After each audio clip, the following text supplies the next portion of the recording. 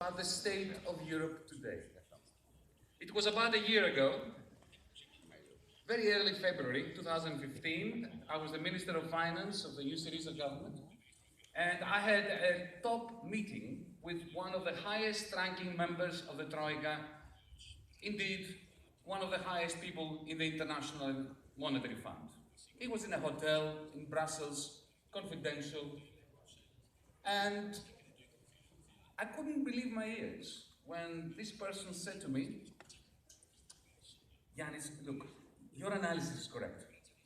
This austerity program, it wasn't called austerity program, this program can't work. We know it can't work. But we have committed so much political capital to it that we have to stick to it. And your credibility, my credibility, depends on accepting it. Did you get this? The program cannot work, but we're committed to it, and your credibility depends on accepting it. You know what? I didn't care about their credibility of me. And the Spanish people don't care about whether these officials concerned think of you and me as credible in that way. And it's great today to be amongst comrades who don't care about this kind of credibility. This is what we did some days ago in Berlin when we launched DiEM, the Democracy in Europe movement. Comrade Miguel was there. This is what we're doing today at this magnificent event, the purpose of which is to regain the concept of credibility with the peoples of Europe.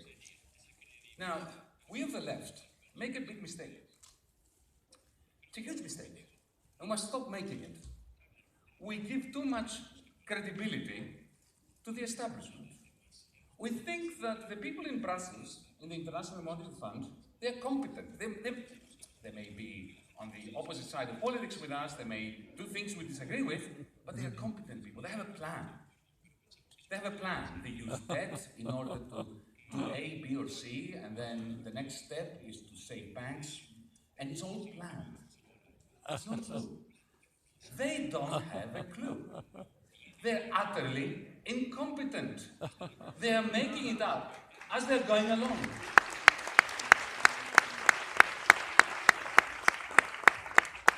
They never predicted the 2008 financial sector collapse. They never did. They caused it, but they didn't understand that they were causing it, and they didn't predict it. And when it happened, and when Greece went under, when the banks, the Société Générales, the BNP Paribas, the Santanders, the Barclays banks, the Deutsche banks, when they went under, do you think they had planned that? They had any idea that we were warning them, and they were not listening. And when it happened, they panicked, and they shoved all these banking losses onto the books of the states, onto the weakest shoulders of the weakest of people, not because they had the plan to do it, but because that's what they naturally do. They unload all their rubbish on the weakest victims that were not responsible or had created that rubbish in the first place. And then think about history is going to commit what happened the last 6, 7 years in the Eurozone as a comedy of errors. They make one mistake, and then they think, oh my God, that was a mistake. But of course, it's very important that we do not admit it was a mistake. So, error leads to failure, to recession, to deflation. It was not part of a plan to have a 30% loss of national income in Greece. They didn't care much about it, but it wasn't planned. When that happened, then failure leads to more authoritarianism, because you need more authoritarianism in order to continue with the implementation of failed policies. And this authoritarianism leads to more failure, and more failure leads to more authoritarianism.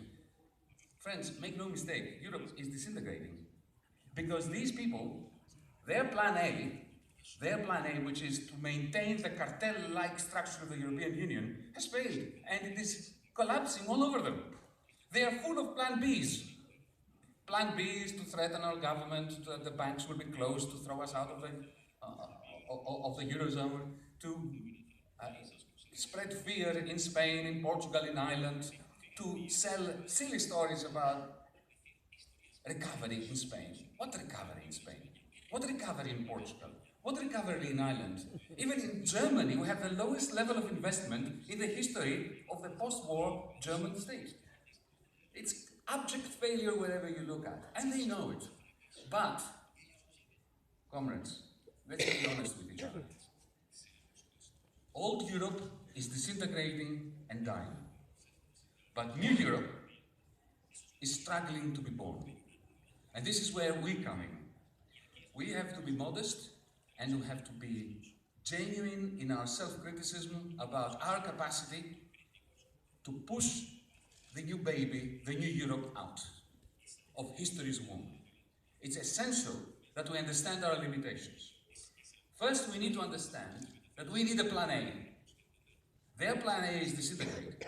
We need a plan A. And from where I'm sitting, I can assure you that the only one that works is a plan to democratize, to push demos back into democracy throughout Europe. Because without that, we're going to descend into the abyss. Let me very briefly, I have my timing here.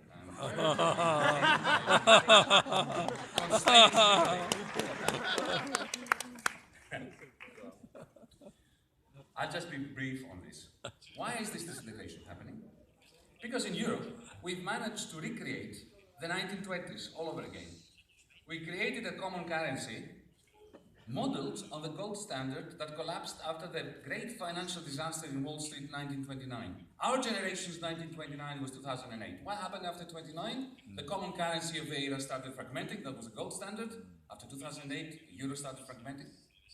What happened after the common currency of the 20s started fragmenting? Europe turned against itself. And we had this slide into the abyss. The left failed spectacularly in the 1930s to rise up to the challenge of creating a democratic movement that stops monsters being born out of the collapse of old Europe. Do we want monsters or do we want angels to be born out of this collapse? We want angels. The left is absolutely necessary in order to bring this about. But comrades, it's not sufficient. We need a broad democratic coalition with Greens, with Social Democrats who see the error of their ways, with Liberal Democrats, with progressive Conservatives who do not want to see the collapse of the Eurozone bring about the rise of Le Pen, of Golden Dawn, of the extreme parts of the Popular Party. Because this is what we're facing. This is why we began in Berlin, we're doing it today, we're going to go everyone in Europe. Because we of the left understand that we have a historic responsibility towards the future generations to bring about a broad coalition, to appeal to people out there who don't give a damn about me, about Podemos, about the United Left, about Marxism, about socialism, who are sitting on their couches watching stupid television shows, completely and utterly paralyzed by fear of tomorrow.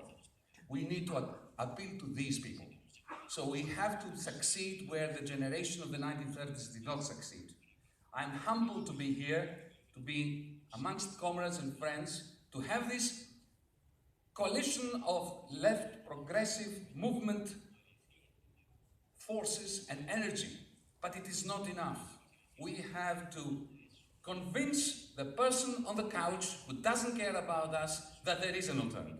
And that there is an alternative that they can embrace at this stage in order to democratize and stabilize Europe.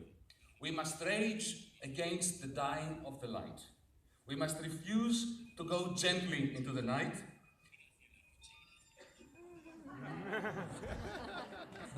We need to create the international democratic brigades that will show solidarity not only on this battleground of Spain like it happened in 1936, but that shows solidarity with all European peoples throughout the European Union. Thank you.